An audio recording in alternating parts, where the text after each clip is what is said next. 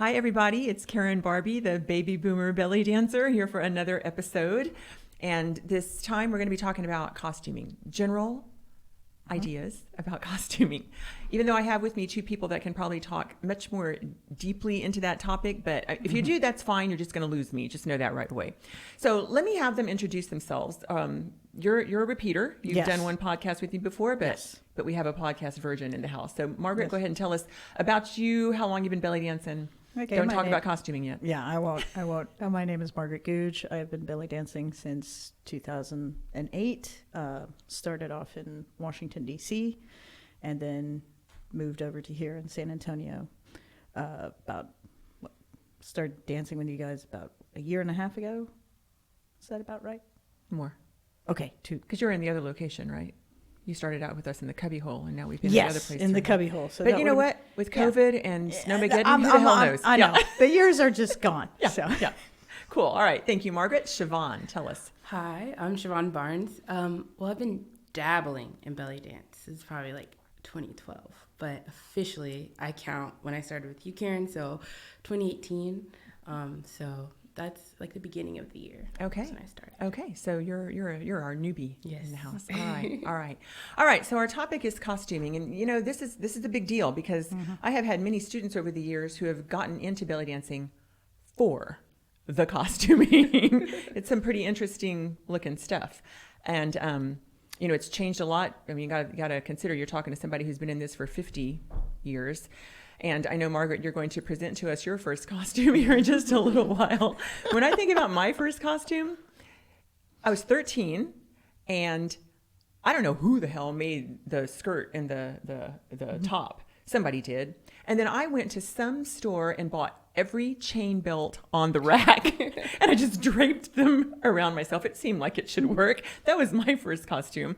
And then it's gotten really incredible from there. I know there was a period of time where I bought a couple of costumes that were over $1,000, like $1,500, and it was like these weren't custom made; they were just off the rack, because the materials that people have used to make them over time have changed a lot. And these were costumes that were like super heavy fringe, just dripping in fringe, and just really elaborate. And then of course, as time has gone on now, I'm like, can I just dance in my workout clothes, please? It's gotten to that point. So I want you guys to tell me, at this point in your dance careers, all right, how important is costuming to the presentation? Like a scale of 1 to 10, and then justify your position. Margaret. Scale of 1 to 10, I would say a 9. Okay. All right. I would say a 9 because for me, I want the costume to go along with the music.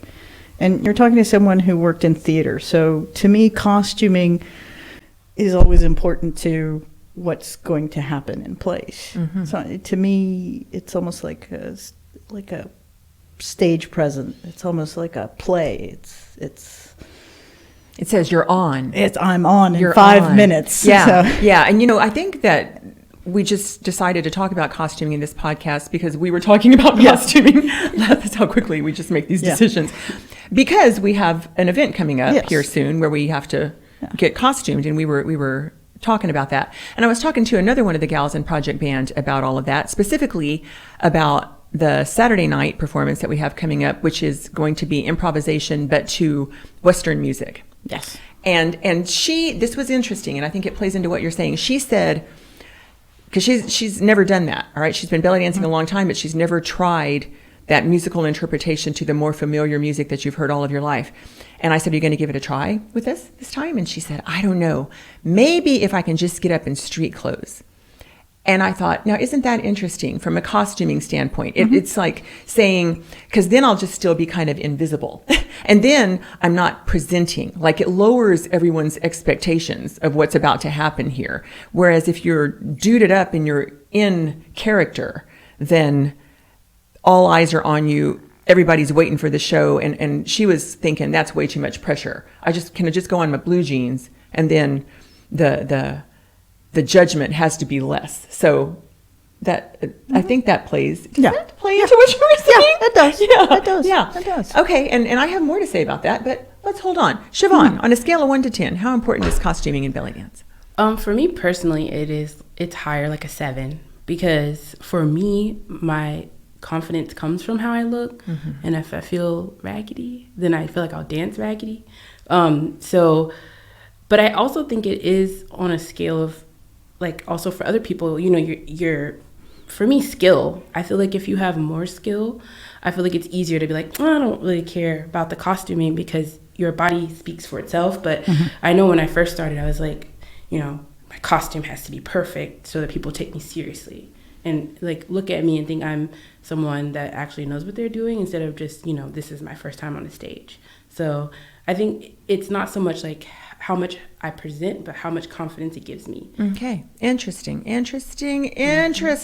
I often talk about that last thought you have as you look in the mirror before you hit the stage. It's a big deal. And it can be about costuming, for sure. Yeah, it can be. But I also these are very organic. These podcasts are very organic. Like I have all these notes and I'm like, I want to talk about what you just said with that whole idea of, I mean, you kind of have like this inverse relationship between ornate costume and skill level. Like as your skill increases in Shevon's world, permission to dial down the costume decorations. That's super interesting because for me, when I see like, you know, these incredibly wowie zowie costumes, when the lights come on the stage, I'm expecting some skill to back it up. Man, you just spent $2,000 on that, and I know you did because I saw that thing. You know, and so my expectation goes way up. But you're saying sort of like a different. Well, it doesn't necessarily. But that's just personally, you're saying. Yeah, well, not even like level. Like obviously, if it's like a $1,000 costume, I feel like your skill level should match that. But it's more like, you know, like I don't know, if I'm gonna do like, you know, shabby style, I want to at least have that type of costume on instead of if I'm in like a tribal costume. Like I clearly don't understand. Like to me, I don't have an understanding of what I'm doing. I'm just going out there and something I thought was pretty, you know. So I guess I meant more like that because like, you know, I have confidence in my costume and I feel like I look apart. So then when I go out there. Okay. All right. So let's say a few words around that idea. So you're introducing different styles of dancing. You were talking about different styles of dancing. You mentioned music. Yes. And let's just have a little conversation about that appropriateness of costuming given your music choice. For example, what happens if you're dancing to Turkish music, but you're wearing a costume that was made in Egypt? I don't know. Is that bad? I don't know. Is that bad? If you're dancing you're doing a Saidi dance, you're swinging your cane around, all right, but you're wearing whatever, your tribal costume. Is that bad? Is that bad? Wait, I'm going to do one more. If you're dancing to a Malaya left? Okay, but and you're not wearing the Malaya left. But you don't have that. You have a boa instead, or what? Or you're out dancing to one of our Western bands, and you're wearing your full Egyptian bedla with all of the fringe dripping. Is that bad? If it's bad, tell me why. None of that's bad?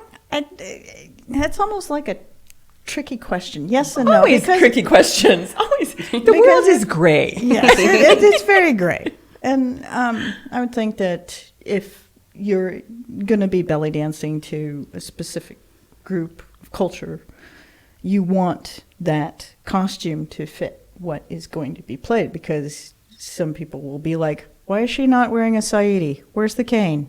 What the heck is going on here?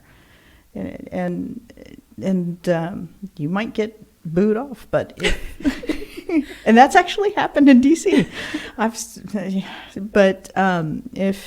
If you're, you know, doing something improvisation and you just want to play with the costume and play with certain aspects of it, go for it. If it's not with a certain culture class. Okay. Shevon, any thoughts about that? For me, it's audience. Like, if I'm dancing for, you know, I used to do like pole dance, so sometimes they would let us do different things. And so if I'm dancing for that audience, they're not going to know what's the appropriate costume for each dance. So, you know, it's like, to me, I think you can get away with it, but for my personal opinion, I want to be in an appropriate costume or be of the culture to feel okay. And but I do think it's fine if your audience is okay with it. Yeah. And I think that the audience consideration, you know, so much about that, right? Like, we're all American chicks studying another culture and embodying it through dance.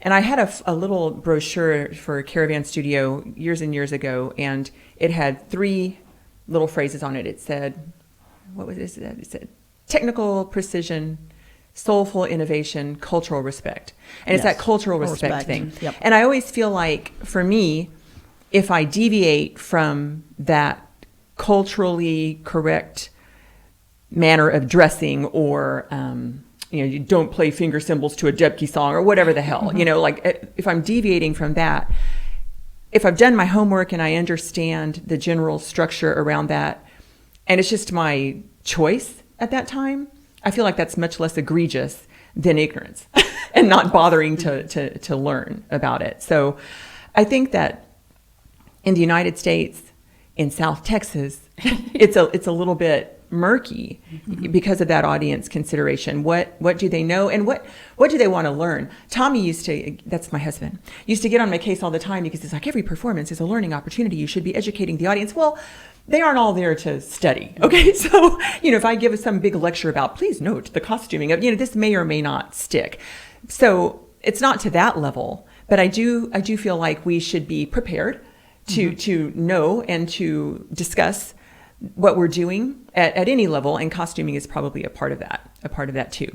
Personally, and it's gotten more so over the years, but and we do a lot of solo stuff, so that makes a huge difference. I think if you've got a troupe versus a soloist, that's a separate discussion too that perhaps we'll get to. I don't know. But personally, I feel like costuming needs to work for you. Yeah. For you. You know, if you are dancing to some gorgeous piece of music, let's say Af Leila wa Leila, and it's like the full veil entrance and all this kind of stuff, but you're baby Karen and you're 7 months pregnant, you might not want to wear your 2-piece thingy. You know, you might want to wear something different. That doesn't make you wrong. That's something that works for you and your body and the way you feel at that time.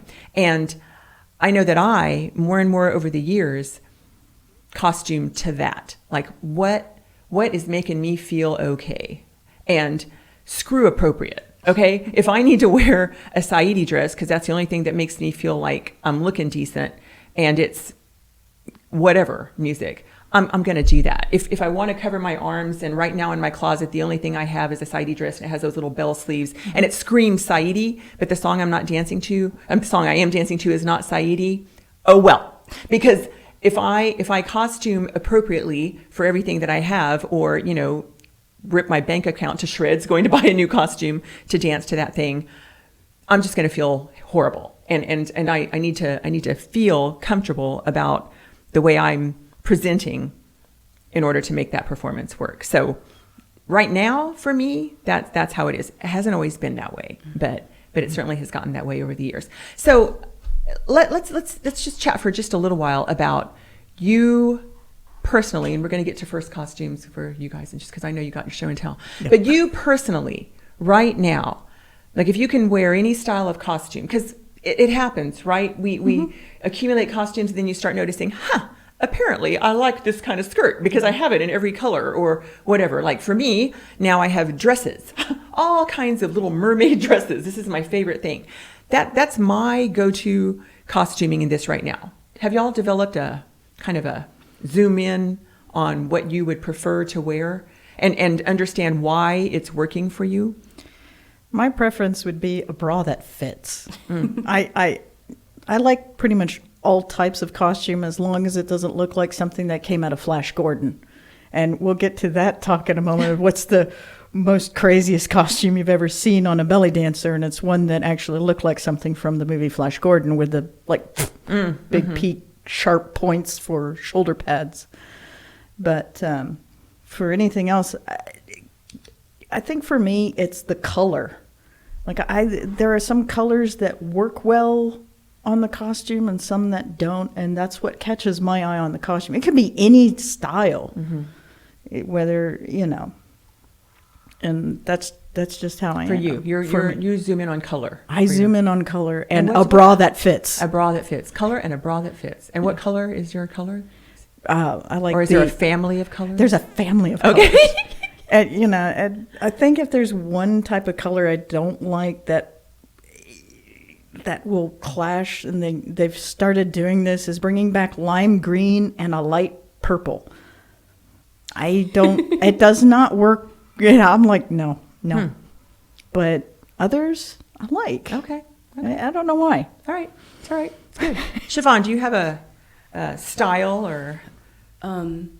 Yeah, because I am a more curvy dancer, I prefer two-piece of some sort. Usually, some type of bra or, I don't know, not necessarily a crop top. Like if we're doing more rock band, I'd probably wear a crop top. Right. And then I usually like a mermaid skirt. I feel like it fits my silhouette really well. And I love a split. Like I prefer my legs not to be locked in. So I usually have some type of split in my skirt. So yeah, mermaid skirt with a bra top or like a choli kind of deal. Okay. And what about sparkleness on you guys? Do you like the sparkly, like dripping in diamonds look for yourselves, or do you care? Is that something you even consider with costuming? I really don't care on that point. Sometimes I just buy something just nice and with no sparkles and something with sparkles. Like I said, the bra needs to fit. Just as long as the bra fits. I think I'm clear on that now. I'll stop asking these questions. Shevon? I like to sparkle. I think I usually sparkle. But I like to sparkle, but it can just be a glitter. Like I don't necessarily have chunky things like rhinestones and like heavy appliques. I'm usually just glittery. Okay. So simple sparkle. Yeah. Simple sparkle. All right. I was talking about my chains and my first costume. Margaret, talk to us about your first costume. Okay. Shevon, you're going to have to talk to us about yours too. It may have been yesterday. I don't know. You're so new. So actually I brought in my first costume and I actually made it by hand. Except for the skirt. The skirt was actually one of my mother's old McCall's 1970s skirts with the French hem. Okay. I don't know what a French hem is, but keep going. And and the vest, because when I was in college studying theater, studied all aspects, history of costumes and whatnot, and a couple of shows I had to be an assistant costumer. This was at University of St. Thomas back in the early 90s, and the two shows I helped with was Pippin and Dames at Sea.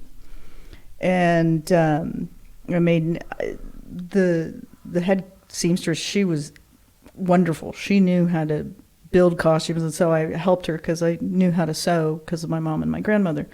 And so this is what I built back in 2000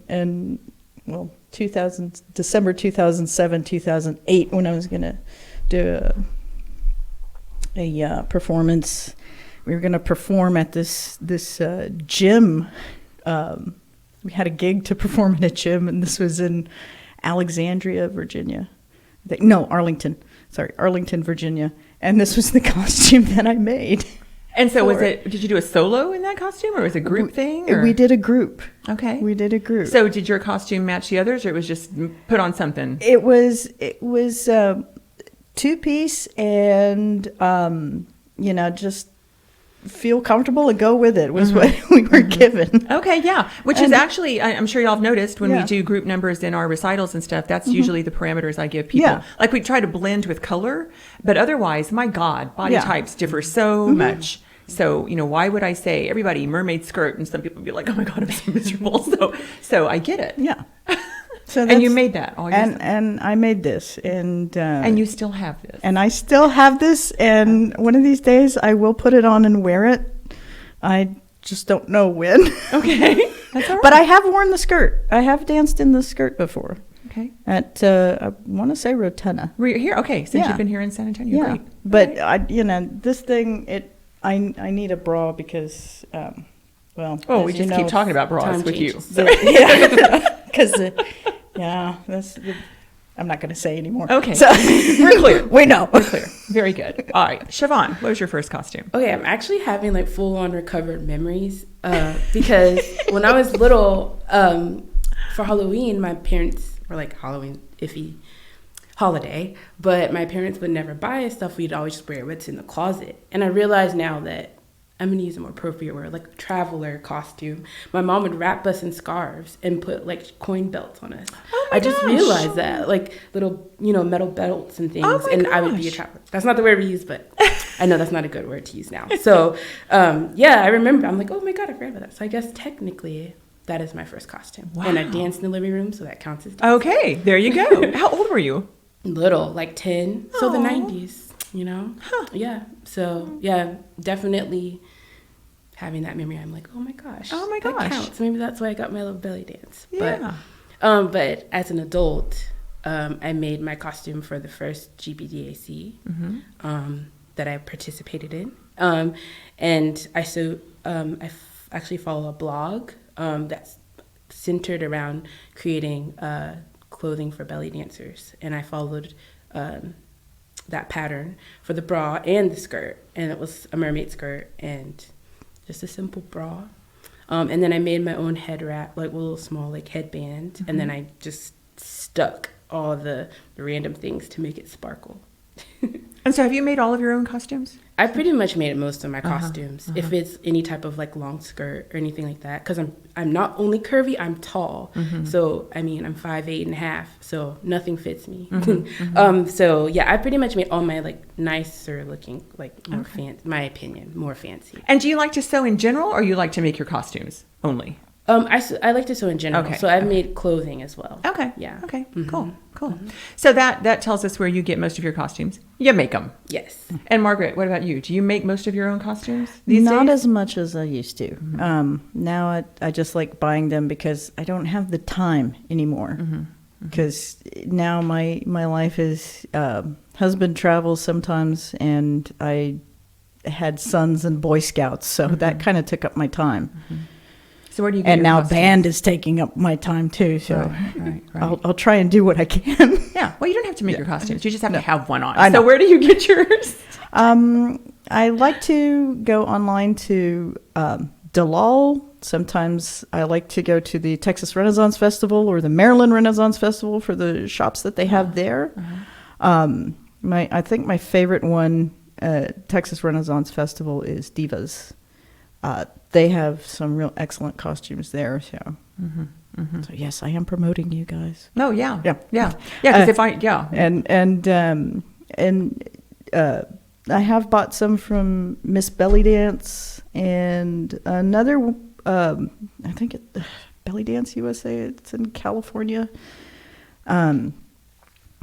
But other times I'll look at the McCall's patterns or some of my mother's old Vogue patterns and say, that could be used from that style. I use a lot of patterns as well, like a lot of like wedding dress patterns. You can split the bodice and the skirt and make a top and a bottom, and that way you don't have to design your own costume. And it's not just wedding, but also prom dresses. Yes. Like, remember when the two-piece prom dresses Formal. came out? I have all of them. I have all of them. Those you can take that from. See, and I love dresses, so it doesn't even have to be a two-piecer. No, well, it's for me. I'm scared of like anything that's not like a easy fabric, because like a lace see-through, that's a little bit harder to sew. So I'm not quite graduated to the see-through bodice, but that's my goal. Okay, that's great. Yeah, I tried the lace one time sewing with a number 5 or 7 needle, trying to be as light as I can, and it's like, nope, didn't work. Yeah. So do you guys have a favorite costume right now in your closet? Like, no? I have one that I'm building. Like I had planned to wear it this year, but since my dance style has changed, going back to appropriate costume for style, I don't know if I like it for the style that I'm going to do. But This one I love because it's like my most recent, so I've had more practice. Okay. And so the fit is really nice, and I love the fabric I used, and I've already designed my appliques and stuff to go on it, so I'm really excited to finish it. I just don't know when I wear it. So it's still in progress. Yes. We don't really know that it's going to be your favorite when I mean, it is right now. I can wear it as is. It just doesn't have all the pizzazz. Okay. So it's constructed. It just needs the beading. Gotcha. I will say my favorite costume is the one that I wore in August when I did the trio with Shay and Becky, the purple with the nice beaded gold bra. Yes. That one. Now that one I got in Maryland from this lady who builds belly dance costumes, and I can never remember her name, but she's somewhere in Annapolis. And so it was a ready-made costume. You didn't make this one. No, it was a ready-made costume, and it was not that expensive, and I like it because my husband will comment and say, "Wow, you look like Princess Leia in that." Aw, that's cute and sweet. Yeah. So do you know what my favorite costume is? Have y'all memorized my costumes? I only have like 4 I mean, that I wear. I love the my green guess dress. the green dress. Okay, but when you It's gotta say be the green. I have 3 the green With the dresses. It's the one that the side is showing yes, with the that's what and I'm it talking about. has a nice green pattern on one side and it's black on the other, and it's just shapely. Yes. Well, I don't know about the Gives half you and that- half, but it's the one that has the Yeah. The I think crisscross it's stuff? Yes. The one that one's the light green one. The one you have to get help into. No. That one is the one. I was thinking the most recent one. Y'all are so fun. So Okay, the no one problem. you're talking about, the crisscross green thing. Okay, this is a fun story. So now I've forgotten about that one. I forgot that was not the winner. Okay, but I forgot that one. I had that dress custom made for me in Lebanon when I was there in 1998. And it was by a costume designer named Roland Haddad. And he actually designs costumes for Amani, who's a very famous dancer over in Lebanon. And she was very, very sweet. I had met her when she was on tour here in the United States, and she introduced me to her costume designer. Okay, this is the best line ever. This man comes to me, and he's measuring me, and he goes, huh. And he points to my shoulders and my hips, and he says, "You are very wide from here and here." Oh, no. My shoulders and my head. He's right. He's right. And so he designed that thing that just has all these inward slashes to it. It really helps. It really brilliant It's designer. beautiful. Brilliant designer. Yeah. So I love that. I love that dress. I do love that dress. I love that I can still wear the damn thing though. Mostly that's from 1998. But my favorite costume right now is that I guess it's hard to tell what color it is, but it's black, it's long sleeve, and it's got that blue and green on it. And that was the custom made one by Eshta Amar. I think she was in California at the time. I think she lives someplace else now. But yeah, I think she named it Peacock something because it has those colors to it. But that thing, it's unbelievable. I sent her about 300 measurements. I don't like circumference of pinky. I mean, seriously, I feel like I was measuring everything. And I could not believe, because I'd waited for a long time to order it. I got it, I'm going to say 3 days before the show. It was delivered to me. Hail Mary, man. If that hadn't worked. Yeah. But it fit like a glove. And it's like Expand-O-Matic, because it always fits like a glove. And I know I'm not the same size all the time. But that's like my favorite costume. So big shout out to Eshta Amar. That was. Yeah, in fact, I might just wear that next Sunday. I'm trying to think of what the hell I'm going to wear at that thing, but I do love that one. Yeah. Okay, so there's 2 things that I want to make sure that we cover. One is what you were talking about, the most outlandish costume that you've seen for belly dancing. And I got to say, for me, I'm realizing now, as I think about it, that if it went with the act, I'm not categorizing it as outlandish, you know? I know that I've been at so many dance workshops where people did some crazy shit, like standing on a chair and playing a trumpet. Somebody did that. She did it really well. And I don't remember what she was wearing, but like if you had just isolated her costume and said, "What do you think of this as a belly dance costume?" I think it would have been kind of wild. But it went with what she was doing well. And so it worked. I remember seeing Ariel. She's a beautiful dancer. She's in Cairo now. She did a dance in a bird cage, I want to say, one time. I took wild stuff. Wild stuff. But it worked with what she was doing. So, there's always that. Have you done your homework? Have you considered the whole presentation? Kind of like what you were talking about sooner. And it doesn't register as, holy shit, what's that? I think it's maybe those disconnects that register as, I thought the thing had fallen down again. Those disconnects that register as outlandish, perhaps. I do remember being at a Ricasa festival up in New Jersey, and a girl was dancing. See, but the whole thing was outlandish. She was, I think it was a Jimi Hendrix guitar solo, and she had a parasol, and was wearing like a standard Billy Dance costume. So that was wild for me. That's probably more of a wild prop story though, than costume. So I know you have one you want to share. Yeah, mine would be sometime mid-'80s in Houston, a Greek restaurant that used to be close to, I want to say close to West Park or Harwin. There was one right there, Willcrest area. Okay. My parents would know the name. This one lady, she came out in a costume that looked like it was from the movie Flash Gordon. Mm-hmm. And it was like really gold, like gold, like turn the lights off, please. I'm trying to eat here.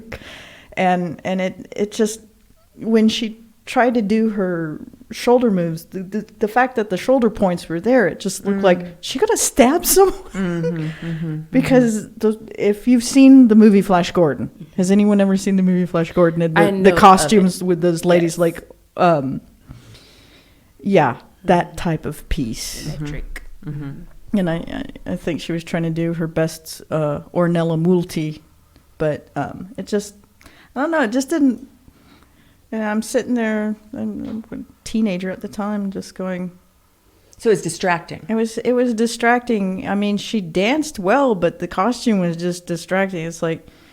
There is that. There is that. I can remember someone telling me one time, don't do anything cool in the first minute that you're on stage, especially at a belly dance workshop, because everybody's taken in what's going on here. And a belly dance workshop was her example, because that's just like this constant one dancer after another, and you're begging to find the difference between one and the next, and oftentimes it is the costuming. So for your first minute on the stage, it's like, are those mirrors hanging down, or are those coins? Do you think that's emerald green, or is that the lights? The way, so everybody's examining the costume. But there's the hope that you get past that, and then you start watching the dancer. I think you can have such an elaborate costume, and we're going to get to this in a minute, one that's so barely freaking holding on that people never get past it, and they're just like, oh my God, the whole time you're dancing. So yeah, it can be distracting. Have you seen any wild stuff? Well, if the next topic is probably more what I feel is wild, but yeah, like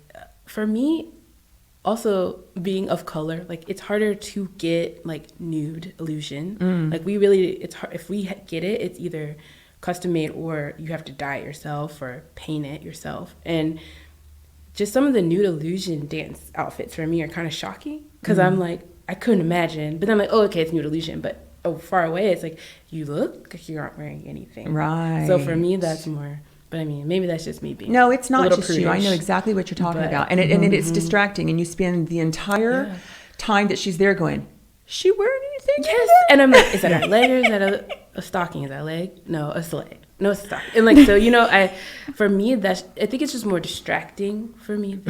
But yeah, some of the designs, I would just love to like touch them to see like how much of it is actually exposed in, and how much is it, because construction wise, I'm just like, that's impressive. Yeah, right. And you're also very brave. Yeah, very brave, very brave. And to this dancer that was dancing in that club, I know that when you dance every weekend, maybe 2, 3, 4 times a weekend, and your costumes all smell like a kebab, and so you have to keep accumulating costumes. Like, I've been there, and it's like you get immune after a while. You're like, well, this is boring, and you probably start going maybe a little bit crazy trying to keep yourself interested in your costuming, because you dance so much. Like I know that I've done that. There was a girl in Austin. Her name was Judy Belkison, and she made these gorgeous costumes. She was a dancer herself, and for like the entire time that she had the costume, it was in progress. Like she just kept adding shit to it. And every time you saw it, it was a little bit different, a little more here, a little more there, just because she was keeping it interesting to herself and she had the ability to do it. She herself could sew. But I mean, they would get so, wow, I mean, and then I would like buy them off of her when she didn't want them anymore. And I would name them because there was so much put into them. It's just so much stuff on them. But I'm just going to say, let's cut that chick some slack in the gold with the big shoulders, because she may have just been trying to stay interested. And to make herself believe she still looked interesting, because you can get so it's hard to imagine for us. We don't dance, especially now, that often. But it can get to where you're like, oh, gotta keep this interesting. Okay, so I want to talk about costume mishaps. I have like 135 of them, but. Have you guys had any costume mishaps? I've been behind you when you have. I've had so many. I have, because I'm making everything for the first time, so it's like so much trial and error. Would you like to share one? I'll share a couple of my 135. Yeah. Mine was this was over at Casablanca restaurant back in 2010, and the wraparound belt I had was very heavy. I still have that. It was very heavy enough that my skirt felt like it was falling down, and I had to dance with one hand on my skirt. And then another part. So I had to dance like this with my hands because my skirt was getting weighed down by that belt. But it was a solo, so you were able to just look like somebody who chose to hold that pose. Yeah. It wasn't a group. Good. It was Okay. Yeah. Any others? That's your favorite? Let's see. Like I'm writing down my top 5 here. Okay. The skirt, I had a couple of bras that popped in the back, and I had to like really get behind there to try and refasten them. Sleeve that tore, and that's with that costume that I like, the purple skirt with the gold. It actually comes with connection sleeves, and for some reason the sleeve had torn during one of the dances, so I just got rid of the sleeves. Forget that. Okay Good. Those are good. Shevon? Oh my gosh. So I have 3 that were traumatic. So 2 were sewing, 1 was not. So the first one, I used a fabric, like I just didn't know how to sew it correctly. So I was dancing. It was actually with one of the live Houston ones, but I think they were here. And so I was dancing. I was like, oh, my shoulder feels really like free, because I had it really tight. I was like, it feels really free. So I'm dancing, and then when I finally sit down, I look, and not kidding, Karen, my top is so it was a halter neck, is holding on by one thread. Like the thread has unraveled up to like one last stitch. God. So if it had fell off, my whole chest would have been free. And so I sat down, and I was like, and so then I just like pulled the string tight and knotted it until luckily I was already danced. So until it's time to go, and then I put my cover back on. I was like, oh my God, could have been a disaster. Thank God you didn't notice that while you were out there. Yeah, and I'm glad my song was slower and a little shorter, because it probably wouldn't have been. I was my heart. And then the second sewing incident was actually sewed a bra, and the way bras are made, you're supposed to put the strap that goes around your chest, like your back, at a certain height, and I put mine too high, so it was actually starting to cause the bra to flip up, so my under was falling down. And so I have pictures. I'm like, oh, that could have been a disaster. It did not happen though. I don't know if people noticed, but probably. And then the last one was GBDAC that just passed. My pants decided they didn't want to be up anymore, and then they started coming down with my scarf in the middle of your choreography. And I was like, seriously? And I'm like trying to, but I was like, I couldn't tell how much. Yeah, because I was like, I can't stop. And so I kept, every time my back would, because I luckily was on the back row, so every time my back was to the like screen, I would like try to pull them up. It was so bad. I just didn't want my pants to fall down, because then I would also fall. So it would just been ugly. That's rough. Those are the kind of places where I really miss our weekly opportunities to go out and perform that we had pre-COVID, because in addition to just making sure you remember the dance, you could test those damn costumes. But I Yes. already danced a whole choreography in them, and I wore them like that whole week. When I would go home, I would try them on, and I would just do squats. Well, then and what the I don't know. hell? I think I had sat down before ours, and then when I stood up, I didn't fix it and didn't fix my skirt, and so I think it just was all the shaking, and I was Okay. oh, it could have been. Oh gosh, yeah, it could have been bad. So if there's any videos, you probably can see me. Oh, I'm gonna go back and look now because I haven't noticed. That's a recent one. Okay, here we go. Let's see. I'll give you a few of these. So we used to have these snake things that would wrap around our arm. This is back before I was teaching or anything, and I was dancing with my sister and her 2 daughters, and we were doing a little dancey dance, and we would hold shoulders at one point, and then we would pull apart and we'd dance, and then we'd hold shoulders. And so we went into hold shoulders at one point, and somebody's bracelet got hooked on my snaky snake. And then when we went to separate, we had to pull really hard. And instead of having this lovely snake around my arm, I had like this thing sticking out like 9 inches, like straightened snake thing. It's like a spear out Ready my to arm. strike. Yeah. So I'm pretty sure no one paid any attention to anything we did after that except that thing sticking off my arm. That was great. Jewelry. See, I have on 2 rings and earrings. This is why. This is why. Here's another one. I was dancing at a restaurant. I was in my teens. And I used to do back bends and all this kind of stuff. And I had this cheap ass coin, super duper coin necklace on. And I did a back bend, and I should have known to pin it to my bra.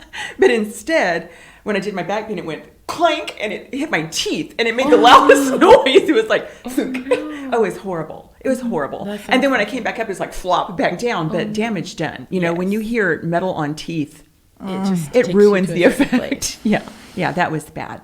Let's do one more. There's just so many. There's so many. I'm always safety pinning myself. So there was the time that I was actually like bleeding out my hip. You could see the blood because the safety pins had come in. Oh no! It was like blood all on the side of my costume. Yeah, and then I had the front closed bra that one time. Oh no! Thank God before everybody had damn cell phones filming everything, because that was a full. Oh no! Yeah, and I just had to go like that and then go off stage because there was no recovering. You're not gonna stand there and be like, yeah, you're gonna like, excuse me. Yeah.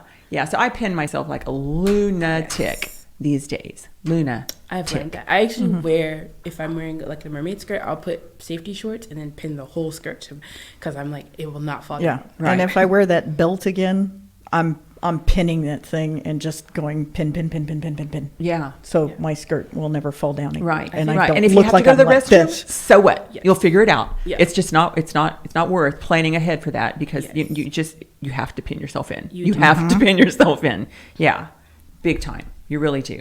Do y'all have any other thoughts that you want to share about costuming? Because we're gonna take it home here in just a little while. Because to me, I'm just like, I think this is so nice, because we started this out and I said there are people that come to belly dance class because they like the costume, you know, and just look at the considerations here. Well, girls, consider what can go wrong. You could bleed to death because of these costumes. There's a lot to this. There's a lot to this. And getting back to that, you know, when you're a little girl and you see people dance, whether it's ballet, jazz, you are taken in by those costumes when you're little. I know I was with the belly dance costumes at that, some of the places in Houston that were Greek restaurants. You're just like, oh, this is like Aladdin. Right. And, you know, there's a presentation that I've had to give a few times at libraries in town, and when I taught at Northwest Vista, and a part of that, we should do this at the studio. I should show you all my little PowerPoint presentation and show what the belly dancers that first came to the States looked like, because they didn't look like this, right? I mean, they're like fully covered and all that kind of stuff. And so that's probably a whole separate podcast. In fact, it is the Orientalism and that image that you have to have if you're like a quote unquote belly dancer and all of that. So there's a lot around that, but yeah, there's a lot to the costuming thing. And do you have any final thoughts? I don't want to talk over you. I just asked her and she shared hers, and then I just started talking again because I've had a lot of wine now. See, it's time to eat. But I guess for me, it's like, it's a beauty thing, because, you know, it's like anything else, and I feel like there's a standard you don't, like, a lot of people, I feel, join belly dance for the beauty of it, and they want to feel beautiful or attractive. And, I think that at least that's where it is now for belly dance, when people see it for the first time. And then, you're like, oh, I want to feel like, or, look like them, then I'll feel like them. And they don't realize the work that goes into being a belly dancer. And I feel like the costume is so easy to get caught up in. But I do think that, like, once you do start dancing and you do find your, niche, I guess, for your costume, like, you can still have that and still have that beauty and feel like your type of beautiful. Right. Yeah, that's very, very well said. Yeah. You kind of find your place, not just in the belly dancing, but in the way you costume for it. Yes. What makes you comfortable, what makes you feel like you're putting your best presentation forward. Yeah. And it changes. It does. Trust me, youngsters. Yes. It changes a lot over the years. Yeah. Okay. Well, hey, thanks for joining me, Margaret. Yes. Shevon, welcome to podcasting. I know, right? And signing out, this is Karen Barbie, baby boomer belly dancer. Till next time.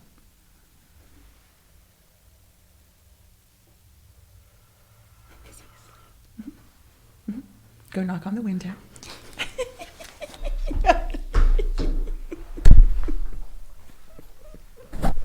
I hope it's working all right, because I heard the sound change a few times. Yeah. So